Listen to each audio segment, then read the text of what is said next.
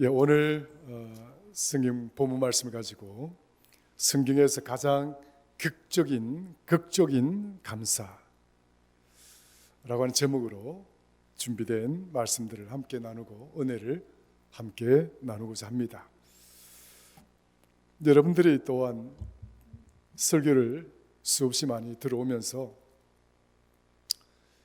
감사와 관련된 설교들을 수없이 많이 들었을 거라 생각이 들어집니다.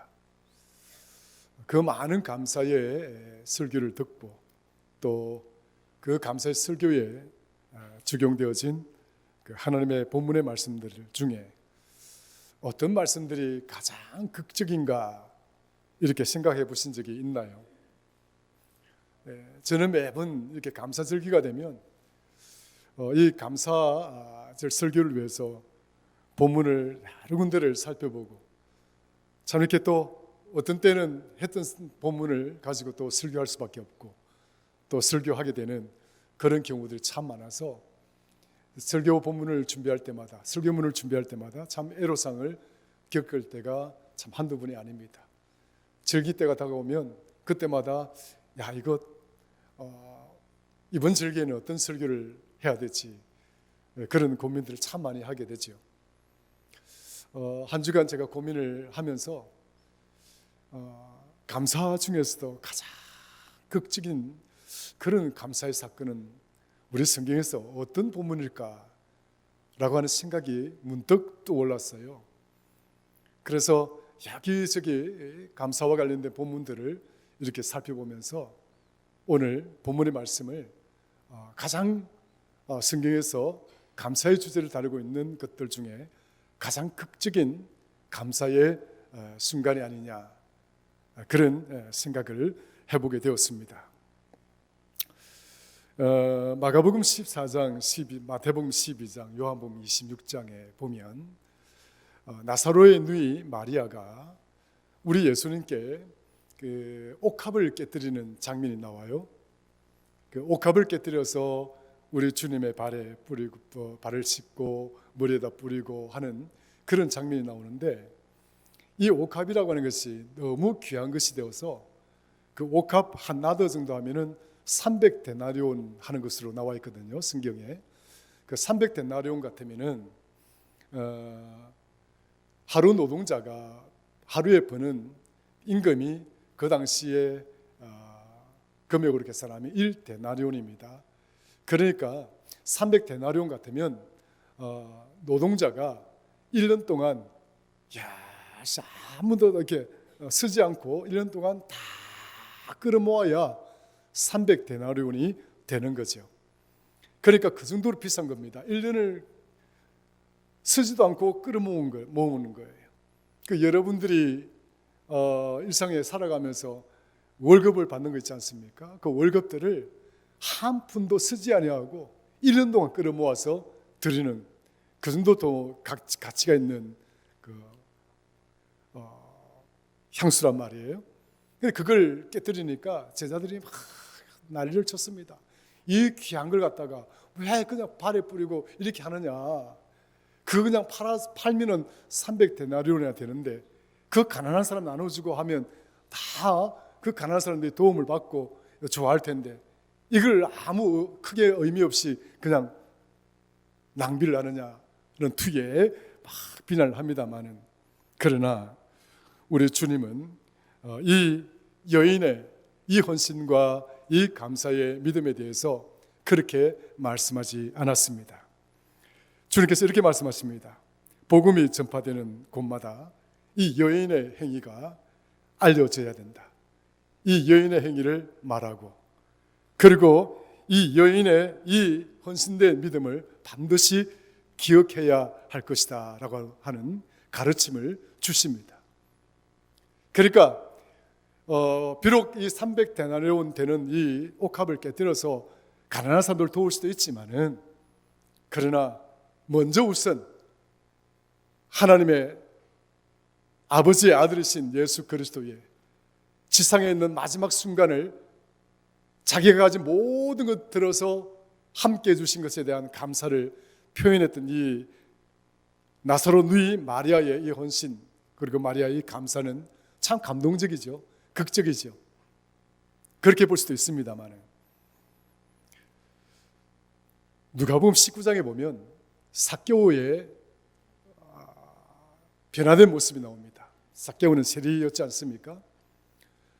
자기 백성들을 수탈하고 그래서 1달러 뭡니까? 그 1달란트를 받아야 될 것 같으면은 4달란트를 받아가지고 거기서 뭡니까? 절반은 자기가 취하고 절반은 갖다 내고 하는 그런 세리장이었단 말이에요.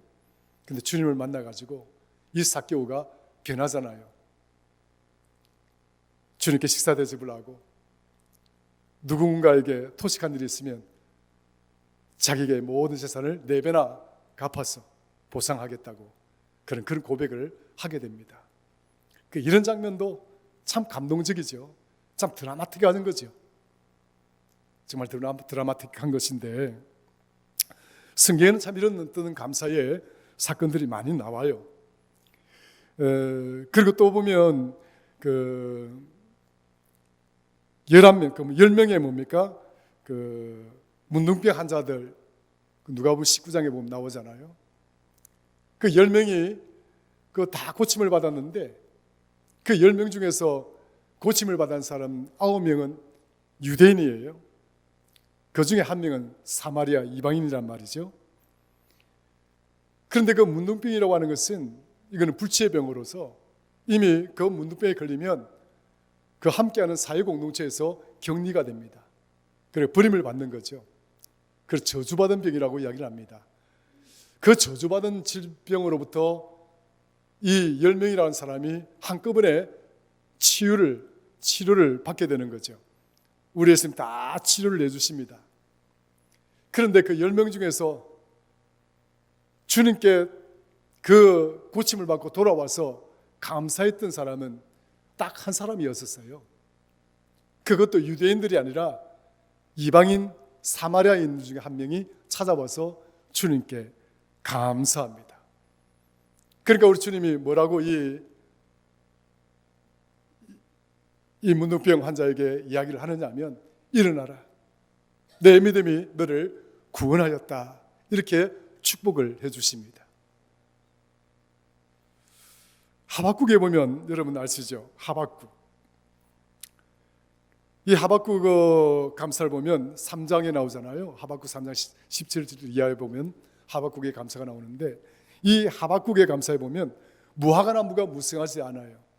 무화과나무에 열매가 없고 포도나무에도 열매가 없고 그리고 감람나무에도 소출이 없고 밭에는 먹을 것이 없고 우리에는 양도 없고 외양간은 소도 없다.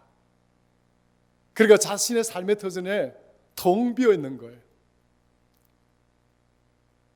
정말 먹어야 될 때, 배를 채워야 될 때, 그 순간에 자기가 놓여 있는 삶의 터전에는 모든 것들이 텅텅 비어 있는 거예요. 먹을 것이 없는 거예요. 그럼에도 불구하고 이 하박국이 무화과나무에 열매가 없고 포도나무에도 포도나무 열매가 없고 우리에는 뭡니까? 양도 없고 외양간은 소도 없고 아무것도 없는 거예요. 그럼에도 불구하고 하박국이 이 고백을 통해서 하나님께 감사하죠. 그럼에도 불구하고 나는 여호와로 말미암아 즐거워하며 나의 구원이 하나님으로 말미암아 기뻐하리로다. 하나님으로 말미암아 나는 즐거워하고 나를 구원해 주신 하나님으로 말미암아 나는 기뻐할 것이다. 이 엄청난 역설의 감사의 찬양, 기도가 나오죠. 이것도 보면 굉장히 감동적이고 극적이잖아요. 그런데 가만히 살펴보면 오늘 우리가 읽은 이 본문이 우리에게 얼마나 극적인 그런 감사인가를 한번 살펴볼 수가 있습니다. 참 근조하게 새겨져 있죠. 말씀에 10절 보면 이렇게 되어 있습니다. 한번 다시 읽어볼게요. 다니엘이 이 조서에 왕의 도장이 찍힌 것을 알고도 자기 집에 돌아가서는 윗방에 올라가 예루살렘으로 향한 창문을 열고 전에 하던 대로 하루 3번씩 무릎을 꿇고 기도하며 그의 하나님께 감사하였더라. 그저 아주 무미건조하게 기록이 되어져 있지 않습니까? 그런데 이 기록된 이 본문의 이면, 그리고 이 본문이 기록된 이 상황을 우리가 생각해 보면 이 본문이 우리에게 얼마나 극적인 다니엘의 감사의 기도이고 다니엘이 얼마나 감사하며 살았는가를 가르쳐주는 아주 중요한 단서가 되고 있는 거예요. 그래서 오늘 본문을 가만히 살피고 본문을 중심으로 해서 다니엘이 처했던 상황을 중심으로 해서 오늘 다니엘이 하나님께 이렇게 감사의 기도를 드리는 이 이면에 숨겨진 아주 중대한 감사의 의미를 한 3가지 정도로 살펴보고자 하는 거예요. 첫 번째는 지금 다니엘이 감사의 기도를 드리고 있는데 이 감사의 기도를 드리고 있는 이 순간은 다니엘은 죽었다라고 하는 상황입니다. 죽음에 처해져야 된다라고 하는 엄청난 사실 앞에 서 있는 거예요. 어떻습니까? 지금 다니엘은 이렇게 아주 평범하게 참 건조하게 기도를 하고 있는 모습을 우리에게 보여주고 있지만 본문은, 그러나 사실 이 기도를 하는 이 순간에 다니엘은 죽음 앞에 직면할 수 있다고 하는 절체절명의 상황에 내몰려 있는 그 순간입니다. 어떻습니까? 어쩌면 내일 모레 나는 죽을 수도 있겠다. 아니, 죽게 될 것이라는 것을 너무 명백하게 알고 있었습니다. 왜냐고요? 다니엘은 이스라엘 백성들이 바벨론으로 포로로 끌려갈 때 다니엘도 함께 끌려갔죠. 그런데 이 다니엘은 이스라엘을 점령했던 이방의 그대 제국주의 나라가 아시리아와 바벨론 그리고 페르시아, 이 엄청난 나라들이 있었는데 바벨론이 이스라엘을 점령할 때에 다니엘이 끌려가게 됩니다. 그런데 이 다니엘이 바벨론에 끌려가서 이 다니엘이 느부갓네살 왕 때 이 바벨론의 총리까지 올라가는 엄청난 그런 위협을 남기게 됩니다. 그러니까 왕의 꿈을 해몽함으로써, 그리고 왕의 신임을 크게 받음으로써 이 다니엘은 그 바벨론의 총리까지 올라가게 되죠. 느부갓네살 왕뿐만 아니라 벨사살 왕에 이르기까지, 그러니까 바벨론의 마지막 2대 왕에 이르기까지 그런 총리직을 감당했고, 그리고 이 바벨론이 페르시아라고 하는 제국주의 국가에 의해서 바벨론이 망하면서 바벨론이 점령했던 이스라엘 나라마저 이 페르시아에 다 속국으로 넘어가게 됩니다. 그때의 페르시아 왕의 초대 왕이었던 다리오 왕, 이 다리오 왕 때까지 다니엘은 이 지역에서 총리 역할을 감당하게 된 진짜 큰 인물이죠. 그런데 다리오 왕 때에 엄청난 일이 일어납니다. 바벨론 시기 때에 이 바벨론 우상 신을 섬기는 엄청난 신상을 만들었어요. 그 신상을 만들었는데 그 신상의 높이가 약 30m 정도 됩니다. 엄청나게 큰 거, 30m 같으면 높이가 어느 정도 됩니까? 굉장히 높은 거예요. 폭이 한 3m 정도 되는 건데 이 신상을 만들어 놓고 그 신상에다가 절을 하는 것이 저들의 전통이었습니다. 그런데 이 다니엘의 성공을 질시하고 질투하던 정적들이 이 다니엘을 죽이기 위해서, 그리고 이 다니엘을 이 엄청난 자리에서 축출하기 위해서 음모를 꾸미기 시작한 겁니다. 자, 이 백성들이 저 신상에다 다 절을 하는 거예요. 그런데 가만히 보니까 다니엘은 저 신상에 절을 하지 않는 겁니다. 그래서 이 정적들이 왕에게 이런 이야기를 합니다. 왕이시여, 이 나라에 우리가 섬기고 있는 저 신에게 절을 하지 않는 자가 있습니다. 숭배하지 않는 자가 있습니다. 이번 기회에 그 신상에 절을 하지 않는 자들을 다 끌어모아서 엄중한 벌에 처하는 것이 마땅한 줄 압니다. 그러니까 왕도 뭡니까? 그렇지. 우리의 국교라고 여기는 저 신상에 절을 하지 않는다면 이 나라에 뭡니까? 왕권도 잡히지 않고 이 나라에 충성도 하지 않는 배신자들이구만. 그래서 저들을 다 죽이게 된다라고 하는 조서를 만들어서 온 지역에다가 조서를 갖다 붙입니다. 자, 여러분 어떻습니까? 다니엘이 총리였다고 한다면 지금 왕이 내린 이 칙령, 이 조서가 다니엘이 몰랐을까요? 알았을까요? 몰랐을까요? 대답이 없네. 알았을까요? 몰랐을까요? 알았을까요? 당연히 알지요. 당연히 알지요. 온 지역에 칙령이 갖다 붙고 조서로 만들어서 갖다 붙여지고 이제 이 신상에 절을 하지 않으면 끌려와서 죽게 되는 겁니다. 그런데 그 사실을 너무나 잘 알고 있는 다니엘은 오늘 본문에 보세요. 다니엘이 이 조서에 왕의 도장이 찍힌 것을 알고도 자기 집에 돌아가서는 윗방에 올라가 예루살렘을 향한 창문을 열고 전에 하던 대로 하루 3번씩 무릎을 꿇고 기도하며 신상에 절을 하고 신상을 경배하는 것이 아니라 그럼에도 불구하고 다니엘은 매 일상대로 하던 대로 그는 위로 올라가서 창문을 열고 예루살렘을 향하여 그는 무릎을 꿇고 3번씩 그 기도하는 것을 잊지 않았다라고 하는 거죠. 그런데 그 기도에 보면 어떤 기도를 드립니까? 절망의 기도를 드리고 있습니까? 낙심의 기도를 드리고 있습니까? 불평의 기도를 드리고 있습니까? 원망의 기도를 드리고 있나요? 그는 오히려 뭡니까? 이 위급한 상황, 절체절명의 순간 잘못하면 이제 끌려가서 죽게 될지도 모르는 그 상황을 너무나 잘 알고 있으면서도 불구하고 오히려 그는 기도할 때에 하나님께 감사하였더라 이렇게 이야기하고 있습니다. 대단한 거 아닌가요? 하나님, 또 이때 뭐 내가 했을 때 이런 칭령이 떨어지고 이게 이런 곤란한 상황을 만들어서 나를 이렇게 공경에 내모십니까? 이런 기도가 아니잖아요.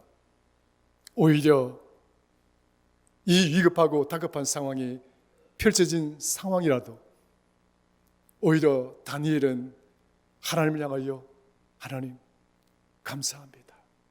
감사합니다. 여러분, 이 다니엘의 이 기도 속에 어떤 첫 번째 의미가 보입니까? 그는 감사의 기도를 쉬지 않았다. 그는 매 순간 일상이 감사의 삶이었다 하는 것을 우리에게 가르치고 있는 거죠. 한번 따라 하십시다. 다니엘에게서는 일상이 감사였다. 할렐루야. 다니엘은 매번 하던 대로 오늘 본문에 그렇게 나와 있지 않습니까? 매번 하던 대로 창문을 열고 전에 하던 대로 창문을 열고 전에 하던 대로 무릎을 꿇고 기도하더라. 그것도 하나님을 향하여 감사의 기도를 드리더라 하는 거예요. 성도 여러분, 감사는 일상의 감사가 되어져야 됩니다.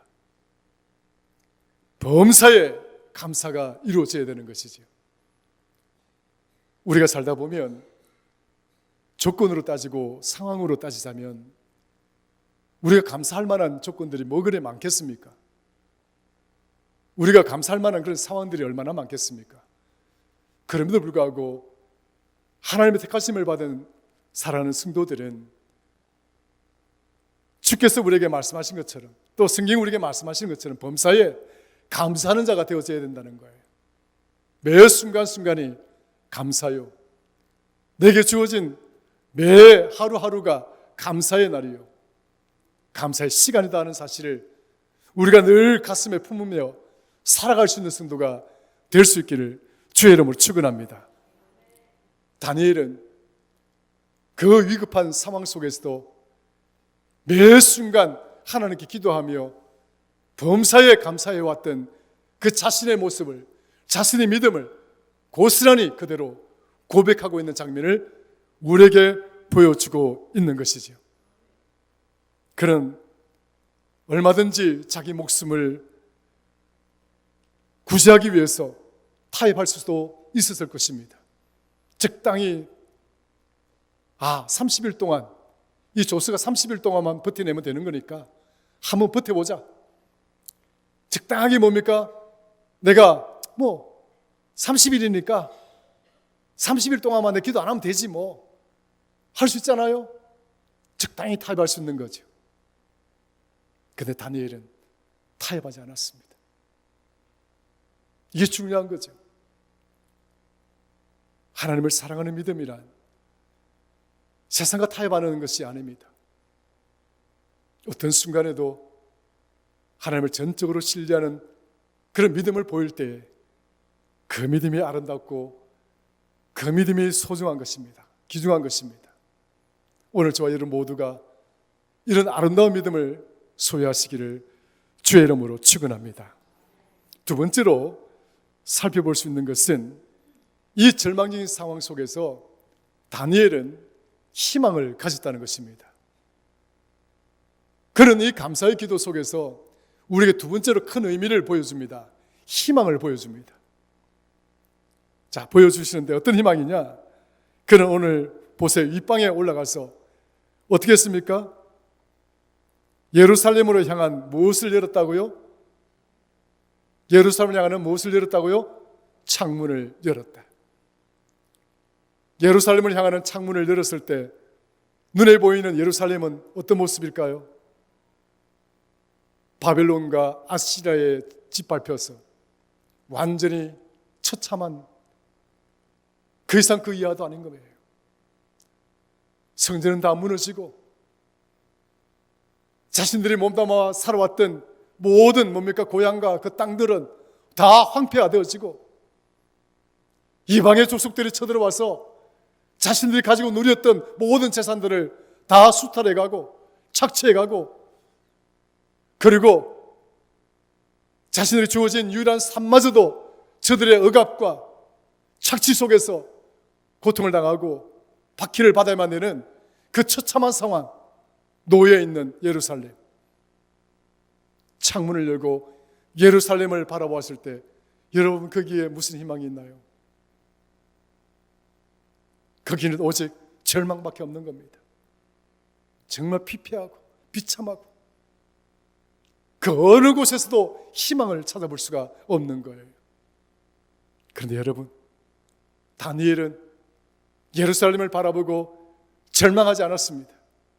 창문을 열고 내가 바라본 저 예루살렘이 지금 이 순간은 저렇게 참혹하게 처참하게 무너져 있지만 내가 믿고 내가 사랑하는 우리 하나님이 저 예루살렘을 반드시 회복시켜 줄 것이다.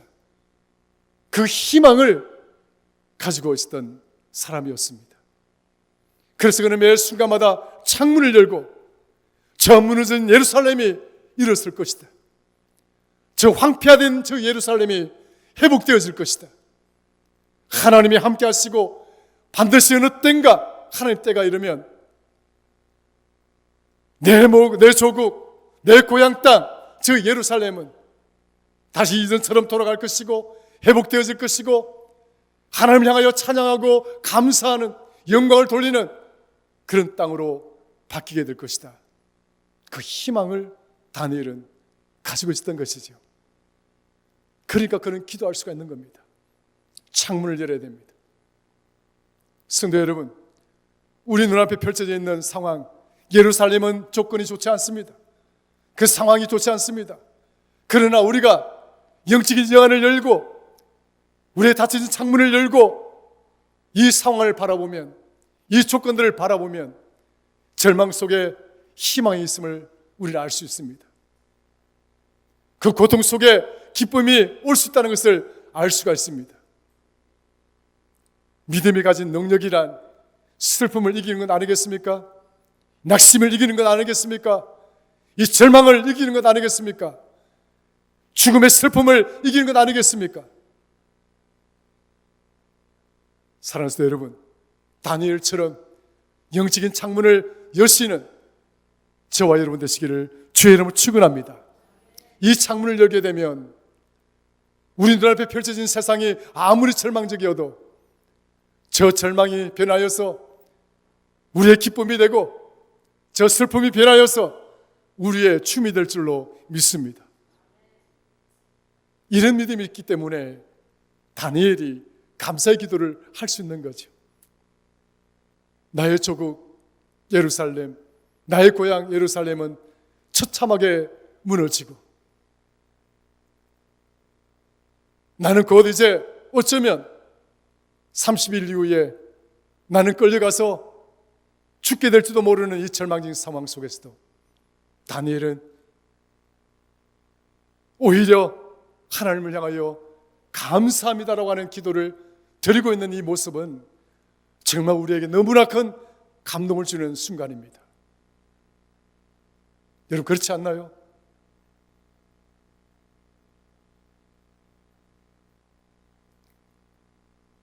그래서 세 번째, 이 기도 속에 담겨진 이 의미를 마지막으로 살펴볼 수 있는 것은 다니엘은 결국은 끌려가게 됩니다. 다니엘과 함께 했던 친구 3명, 사드락과 메삭, 아벳느고, 사드락과 메삭, 아벳느고, 이 4명이 신상 앞에 절을 하지 아니하였고 하나님을 경배하고 하나님을 하나님을 예배한다는 이유로 이 친구들이 끌려가서 어디에 끌려갑니까? 사자굴에 던져지게 되죠. 결국은 사자굴에 던져졌습니다. 이거는 충분히 다니엘이 예상했던 것이고 이런 처참한 상황이 오게 될 것임을 다니엘은 너무나 잘 알고 있었습니다. 총리했던 자가 그 정보를 모르겠습니까? 그럼에도 불구하고 그는 당당하게 사자굴에 끌려가는 이 상황을 받아들이고 그는 하나님을 온전히 신뢰하며 이것이 하나님의 뜻이라고 한다면 그는 자기의 목숨까지도 하나님을 위해서 내어놓는 엄청난 결단을 그는 했다는 것을 우리에게 보여주고 있는 것이죠. 그런데 사자굴에 끌려간 다니엘과 세 친구가 살아남았습니까? 아니면 살아남지 못했습니까? 주일학교 때 다 배웠잖아요. 살아남았습니까? 살아남지 못했습니까? 살아났잖아요. 하나님이 막아주시잖아요. 하나님 살려주시잖아요. 감히 왕이 그 상황을 보고받고 야, 이거는 있을 수가 없는 일입니다.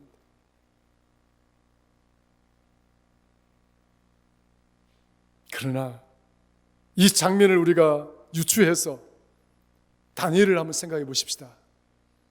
다니엘은 하나님이 살려주셨기 때문에 감사한 거예요? 하나님이 저를 이 사자굴에서 저를 구원해 주셨기 때문에 다니엘이 감사한 거예요? 아니잖아요. 결과가 없어도 응답받기 전에 그는 하나님께 감사했던 인물이었다 하는 것이지요. 하박국이 고백했던 것처럼 그럼에도 불구하고 하나님께 감사했던 인물이지요. 감사란 성경이 우리에게 가르치는 최고의 감사란 이런 거예요. 내가 응답받았기 때문에 하나님이 나를 지금 여기까지 나를 지켜주셨기 때문에 그 얼마나 고맙고 감사해요. 그것도 너무 감사하지만 그러나 그보다 더 큰 감사는 이런 거 저런 거 안 주셔도 이런 거 저런 거 내가 예상하지 않아도 그저 하나님이 나를 하나님 자녀 삼아주시고 하나님 나를 택하여 주시고 하나님 구원의 아들 자녀로 만들어 주신 것 이것 자체로만 매 순간순간 감사하며 살아가는 것.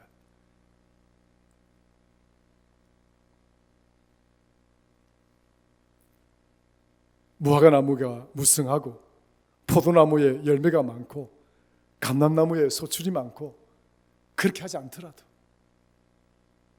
우리의 양들이 많고 외양간에 소들이 가득하고 그렇게 하지 않더라도 하나님 감사합니다.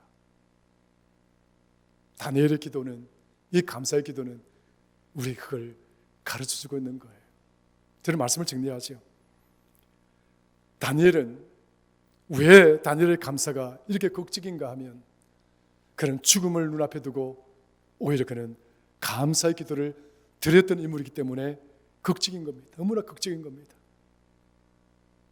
두 번째는 자신의 조국과 자신의 고향이 참담하게 처참하게 몰락해버린 그 비참한 상황을 바라보면서 하나님이 함께 하시고 하나님이 도우신다면 반드시 저 무너진 예루살렘이 회복될 것이다라고 하는 희망과 소망이 있었기 때문에 그는 이 극적인 감사의 기도를 드릴 수가 있었다는 거예요.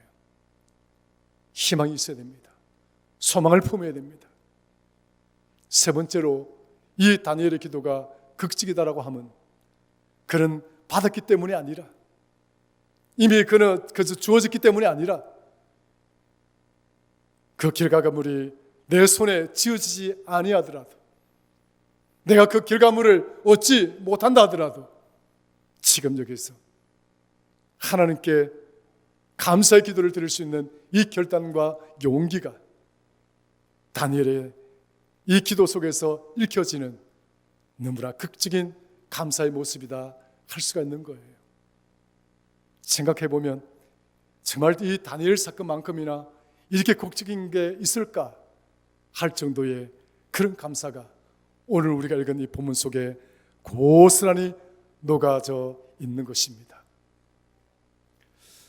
시편은 일반적으로 다윗이 쓴 시편들로 채워졌다라고 이야기되지만, 그러나 시편 50편에 보면 하나님의 음성이 다윗에게 전달되어져서 이것이 기록으로 남는 장면을 보여주고 있습니다. 참 특이한 장면이에요. 하나님의 말씀이 직접 기록되어집니다. 다윗의 시가 아니라, 보시면 시편 50편 23절, 감사로 제사를 드리는 자가 나를 영화롭게 하나니 그 행위를 옳게 하는 자에게 내가 하나님의 구원을 보이리라. 할렐루야.